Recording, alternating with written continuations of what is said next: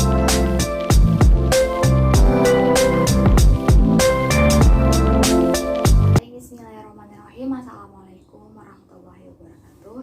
Saya Rahma Daini, NIM 18181 dari PAIB semester 6. Di sini, di video ini saya akan membahas tentang fungsi maupun kedudukan pada hard skill dan soft skill.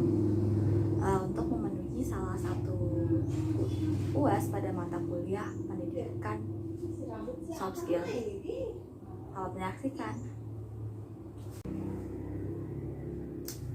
Baik, sebelum kita ke kedudukan maupun fungsi dari soft skill dan hard skill, kita lebih cari tahu dulu apa itu pengertian dari soft skill itu sendiri maupun hard skill. Baik, yang pertama itu adalah dari soft skill. Soft skill itu sendiri menurut Sulistiawati adalah suatu kemampuan atau keahlian yang tidak bersifat kognitif melainkan bersifat afektif. Maksudnya, jadi seseorang tersebut itu bisa mengatur, mengendalikan, atau melihat kondisi dirinya sendiri maupun kondisi dari masyarakatnya, dan bisa berkomunikasi maupun berinteraksi pada lingkungannya. Jadi ditarik kesimpulan bahwa soft skill ini adalah suatu kemampuan atau keahlian yang berhubungan dengan orang lain, yaitu interpersonal, maupun kemampuan atau keterampilan yang berhubungan dengan dirinya sendiri atau intrapersonal, yang mana untuk mengembangkan atau kerjasama pada dirinya sendiri menjadi lebih baik. Nah, di soft skill itu sendiri ada interpersonal dan ada intrapersonal. Interpersonal itu adalah yang berhubungan dengan orang lain. Maksudnya berhubungan dengan orang lain itu contohnya seperti seseorang ini mempunyai manajemen keterampilan komunikasi, terus mempunyai keterampilan dalam memotivasi, keterampilan bisa membuat presentasinya baik, lalu membuat itu bisa mengatur public speaking dia dengan baik. Itu adalah interpersonal, itu berhubungan dengan orang lain. Sedangkan intrapersonal yang berhubungan dengan dirinya sendiri itu sebuah keahlian yang bisa mengatur diri sendiri, seperti time management, keterampilan menggunakan waktu, lalu keterampilan bisa mengontrol stresnya, bisa memotivasi diri sendiri.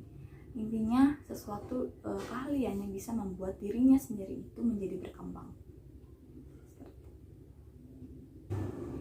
Baik, next yang kedua ada pengertian dari hard skill. Apa itu hard skill? Hard skill itu berasal dari bahasa Inggris yang artinya hard itu keras dan skill itu artinya kemampuan atau keahlian. Hard skill itu adalah suatu kemampuan atau keterampilan yang berhubungan dengan ilmu pengetahuan, teknologi pada bidang yang ditekuninya. Seperti seseorang ini bisa menguasai pada bidang komputer, lalu dia bisa menguasai dalam bidang teknisi, dalam bisa mengatur hubungan sains atau keuangan semacamnya. Tetapi sebenarnya hard skill itu sendiri tidak berorientasi pada akademis seperti pengetahuan formal, tetapi kalian mempunyai keterampilan misalnya bisa menyelam dalam kedalaman tapi tidak menggunakan alat selam, bisa mendaki di puncak gunung tanpa bantuan apapun, itu juga bisa disebut hard skill karena keterampilannya itu langsung, tidak, jadi jarang dimiliki orang-orang lain. Oke, baik, selanjutnya kita masuk pembahasan apa itu perbedaan dari soft skill maupun hard skill itu sendiri. Yang pertama, soft skill itu sendiri mempunyai perbedaan dengan hard skill, itu terletak pada bidang akademis maupun non akademis. Kalau soft skill itu adalah di non akademis, artinya itu suatu keterampilan atau keahlian yang tidak berhubungan sama kognitif, melainkan berhubungan sama afektif. Yes, dia berhubungan dengan orang lain, seperti time management dia bagus, misalnya seperti mengontrol public speaking dia bagus, bisa gitu mengaturnya dan mengembangkan dirinya. Interpersonal itu bagus dan intrapersonalnya itu juga baik.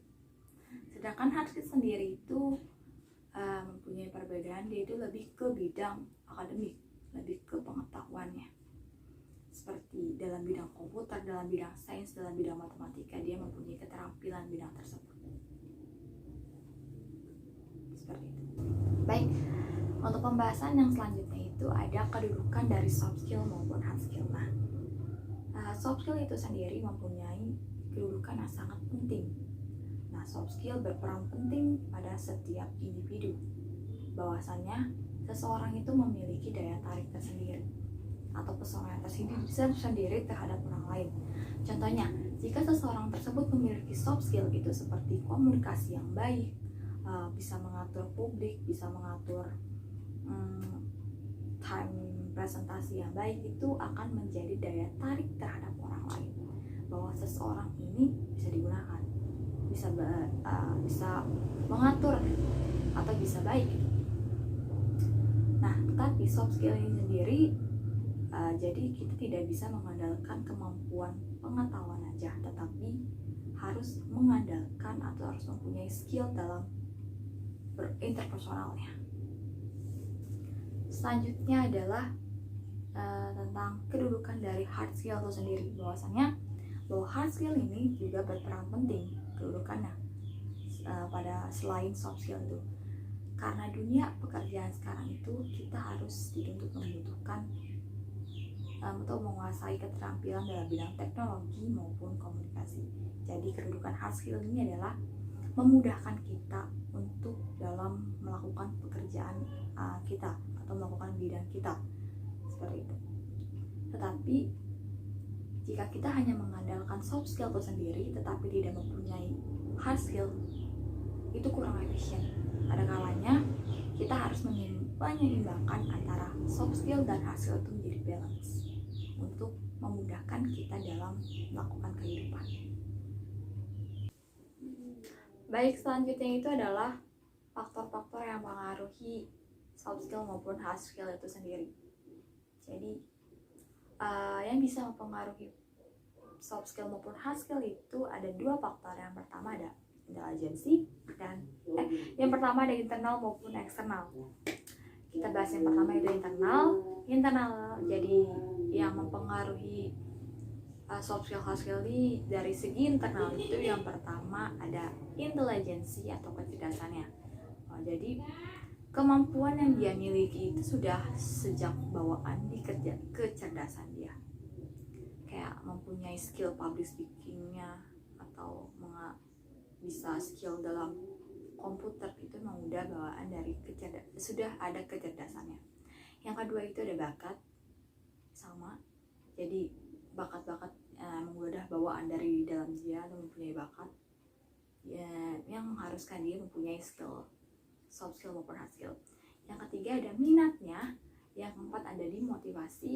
Yang kelima adalah sikapnya. Jadi karena sikapnya seperti itu atau kemampuan sikap dia dalam mengontrol yang mengharuskan dia mempunyai kemampuan hard skill maupun soft skill.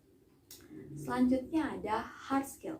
Selanjutnya ada eksternal, kemampuan eksternal. Jadi kemampuannya itu yang pertama dalam lingkungan keluarganya ya, mungkin dari keluarganya itu contoh mempunyai public speaking yang bagus, keterampilan dalam bidang politik atau apa, lalu mempunyai bidang segi khusus keahlian di bidang-bidang tertentu yang mengharuskan dia terlihat itu, yang mengharuskan dia pasti mempunyai dorongan untuk mempunyai skill maupun keahliannya.